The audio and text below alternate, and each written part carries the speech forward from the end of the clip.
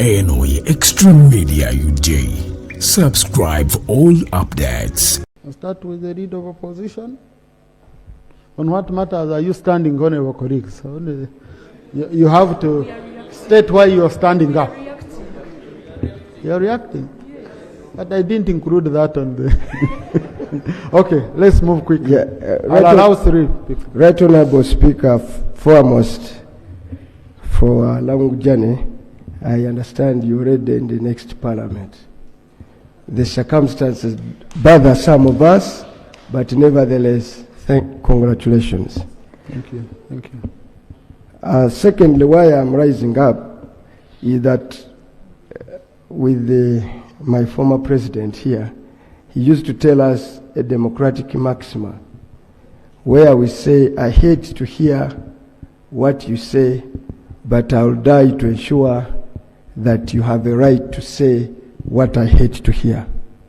I understand this morning one of the most credible media houses, the NTV, which is accredited to cover this parliament, while they were reporting this morning, they were stopped to access this parliament and their accreditation literally cancelled. That's why I quoted that maxima. I understand the circumstances comes from the few coverages they've had, for which may have been discomfortable to some actors in this house, but it's their right. So, Right Honorable Speaker, as we go towards the election, tolerance, press freedom is so critical, and hearing alternative views, no matter how uncomfortable we are with them, they have a right to say so. So, my Right Honorable Speaker, as the head of this institution, I would like to bring that to your attention as why that is going on. It's a national concern. It's out there. It happened this morning. This is the people's house for which we fundamentally think, no matter the circumstances, the media should access this house. That's my concern, Right Honorable Speaker. The point the Honorable Acting Rope addressed, I am aware, I worked at Monitor before I came here. The Nation Media Group, NTV is just one of them, have been restricted. They can't cover the president. So when the Honorable Muwanga Kivumbi mentioned his parliament, I don't know whether this is a deliberate effort to strangle that particular media institution. Can the minister responsible for information tell us if there is a crime that the National Media Group has committed, for all of us and for the country to know? Because when you are stopped from covering the president, now Parliament follows, we don't know whether there will be a declaration to have that media institution closed, especially in this election period. So can we also, Mr. Speaker, be briefed about the situation of the Nation Media Group? Thank you. On the issue of Nation Media Group, I don't think that's a matter would require the minister to come and brief on which media company candidate chooses to cover them. Okay, because I've been seeing them running. I watch NTV. I've been seeing them covering what. So if a certain candidate doesn't want to be, because there is a difference between a president and a candidate. So, Speaker, I didn't mean the NRM candidate. Yeah. I meant the president. Well, if it's the president, the minister for the presidency will come here and tell us if we have so much interest in that. Okay? Yeah, but for the presidential candidate, whoever you choose, whom you want to cover you. Honorable Minister, I think it would be important, Minister for Justice, I think we are hearing a lot of speculation in terms of how the election will go, the processes and all that. Don't you think it would be good for us to give you a platform here to update the country and even give guidance? And if, Honorable Minister, And you can tell us the time you think you need to prepare for this. Yeah, thank you, Honorable Kivumbi. I'll cross-check with the clerk, but all I know is that we have a process of accreditation, okay? And why we have a process of accreditation, it means you pass through certain stages. And, you know, so we leave that administratively. The speaker, the deputy speaker don't participate in that process of accreditation. I know, in fact, I need to interest myself more in the guidelines, the do's, the don'ts, and all that. So I'll cross-check with the clerk, and I know whether it's true, because it's news to me to begin with. Number two, if it's true, what could have prompted it? Okay? Then the commissioner does not participate in that process. Honorable Linus.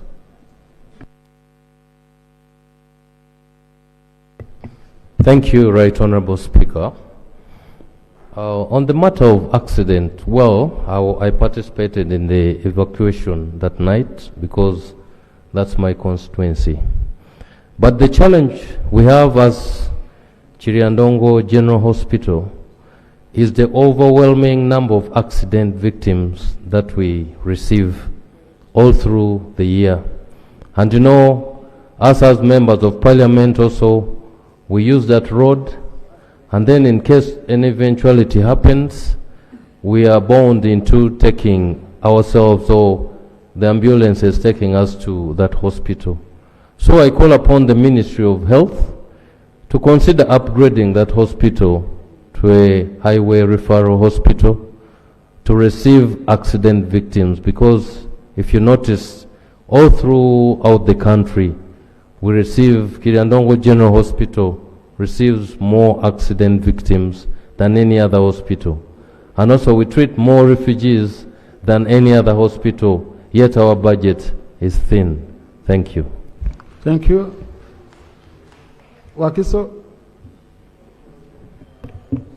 Thank you so much, Mr. Speaker. Mr. Speaker, I also join several Ugandans to send our condolences to the families, those who lost their loved ones in that accident.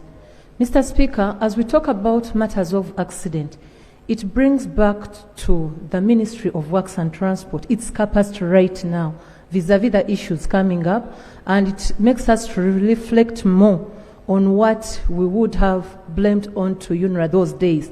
But we've talked about matters of black spots in the country, the signages. Last time we had an issue of the Chigwaga matter, where we had a truck failing out and burning fire, and we are yet to remember our loved ones as Matuga people. But that brings us to the capacity, the signages, those black spot areas, whereby if need be, as much as there are highways, but there is need for some humps. So I pray that Ministry of Works should come in, map all the black spots in the country, put enough signage, and also it should put good furniture for the country. I thank you. Thank you. Honorable Katoto. Thank you, Right Honorable. Well, some of us, we are talking about road signage, but to me, Right Honorable Speaker, these drivers are reckless. If you see this accident in Chiriandongo, the driver of the bus was too reckless. So there is no way we can say signage or what. I think the government should come up with a policy, maybe a new policy about driving passengers or PSV vehicle drivers. I thank you, Right Honorable. Thank you. Honorable colleagues, on recklessness of these drivers, recently I was nearly crushed by a Sino truck driver. We even stopped and, you know, despite my convoy and right of way, but he came for me, and he hit the car behind me badly, and then he jumped out and ran, you know. And then you even talk to the owners, they are just arrogant because they believe a Sino truck, everyone should get off the road. A Sino truck, For them, if you see it, it means it has no brakes, it has no nothing. These guys of sand, they are going to finish many people on the road. I have passed by sino truck drivers, Honorable Minister for Transport, Acting Chief Whip Honorable Bahati, kindly please, I request you, bring it out to the Minister for Works. Sino trucks carrying sand, and these ones who carry cattle at night. Those people behave as if when you see their car, you know it has no brakes, so you better take off. Yeah, so, yes.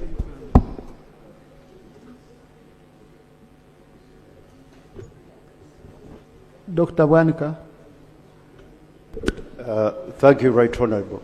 Right Honourable, on the issue of accidents, the Minister of Works should examine the possibility of introducing penalty points on driving permits as a means of eliminating unworthy drivers on the road. We have drivers who have a very bad record on their driving permits, but police cannot track because we don't have that policy of penalty points endorsed on someone's driving permit.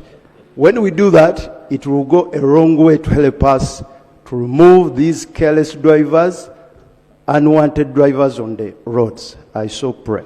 Thank you, Honorable John Face-Mag. Abalungi abatuuliriza era abatulaba olunaku olwaleero tuchaddeko ewa Sheikh Asiraf Dembe. Sebo sanyusa okubalaba amannya agange Seeka Asiraf Dembe akola ku bizibu by'enjawulo. Omuntu singa aba alina ebirwadde musomereddwa tunywa amazzi ga lukuya nga bw'obadde ogalaba tugenda abantu ku kyoto ne twokya emizimu emibi egibabaamu n'okulomba edduwa. Abantu singa abeera ng'ali wano atuuse sobola okumulombera edduwa ne waba atatuuse nga mpadde amannya ge ngali wala manetaze enamba yange yenu eri 07 01 76 37 11 namwe banyinaffe abali ebweru oyagala okuba nti oyagala okulombera ku dduwa ng'olina ebizibu visa zibuze amakaga golongotana sente zikola zimpita mu ngalo ojja kumpereza ekifaananyi kyo n'amanyago ebyo byokka bijja kumala nja kulombera edduwa ojja kutereera olunaku olusembayo mu mwezi mba n'edduwa eyawamu ffenna n'abalwadde bange abakadde n'abapya. Assalamu alaikum warahmatullahi wabarakatuh.